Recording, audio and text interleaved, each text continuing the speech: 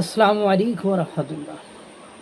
বারে আসিফ বাহ হেলিকপ্টার উপদেষ্টা আসিফ মাহমুদ সদীপ ভুইয়া তিনি অনেকগুলো মন্ত্রণালয়ের দায়িত্ব পালন করে, ক্রীড়া মন্ত্রণালয়, তারপরে আপনার স্থানীয় সরকার মন্ত্রণালয়, অনেকগুলো দায়িত্ব পালন করে আছেন। কিন্তু সব জায়গায় গোলযোগ, গোলমাল, হট্টগোল। মানে এই 7 মাসে আসিফ মাহমুদ সদীপ ভুইয়া ওই শেখ হাসিনা আর বঙ্গবন্ধুর নামে নামকরণকৃত কিছু স্টেডিয়াম, কিছু প্রতিষ্ঠানের নাম পরিবর্তন ছাড়া মানব কল্যাণে, মানুষের কল্যাণে, জনগণের কল্যাণে একটা কাজ করতে পেরেছে আপনারা দেখাতে পারবেন? আমি তো দেখি নাই। যাই হোক, সর্বশেষ আসিফ মাহমুদ সদীপ ভুইয়ার গলায় জুতার মালা, তার মুখে জুতার বাড়ি। 9 মাস পারে 10 মাস শেষ হলো না, এর মধ্যেই আসিফ মাহমুদ সদীপ ভুইয়ার মুখে জুতার বাড়ি। সি আসিফ। তারপরে তার গলায় জুতার মালা, কুশপুত্তলিকা। আরে কেন এ কথা আপনারা জানেন যে ইশরাক হোসেন, ইঞ্জিনিয়ার ইশরাক হোসেন বিএনপির পক্ষ থেকে মেয়র প্রতিনিধি ছিলেন। ইশরাক হোসেনকে মেয়রের শপথ পাঠ করানোর জন্য 5 দিন ধরে ঢাকা দক্ষিণ সিটি কর্পোরেশনের মেয়র নগর ভবনে তারা আন্দোলন করছে এবং গতকালকে একদম পুরো নগর ভবন ব্লকেট করে দিয়েছে এবং মেন গেটে তালা ঝুলিয়ে দিয়েছে।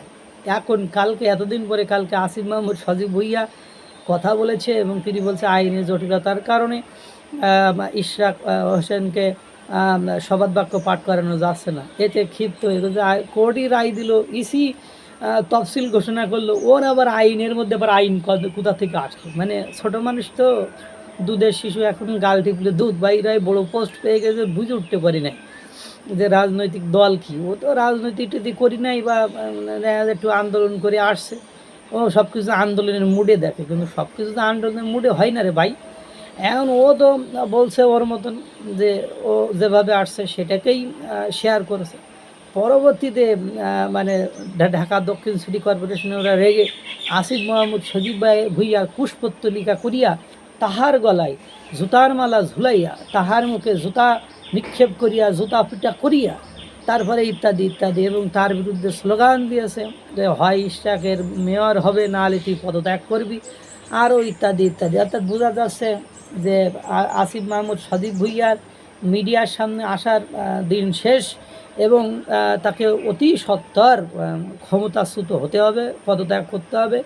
সেই সেই মানে ফান্দে সে পড়িয়াছে, ফান্দে পড়িয়া বকা খান্দেরে।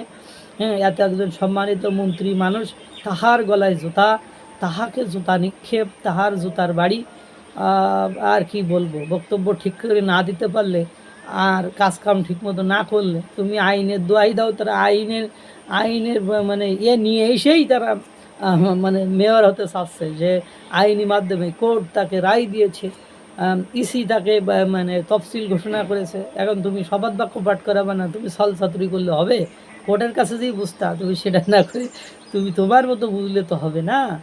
হ্যাঁ, তুমি আইন উপদেষ্টার কিন্তু ব্যালেন্স আছে, উনি তো কখন কি বলে তার কোনো ঠিক ঠিকানা নেই। আল্লাহ তাআলা সকলকে ভালো রাখুক, সুস্থ রাখুক, আর এভাবে জুতার বাড়ি দেখার তৌফিক দান করুক। আসসালামু আলাইকুম ওয়া রাহমাতুল্লাহ।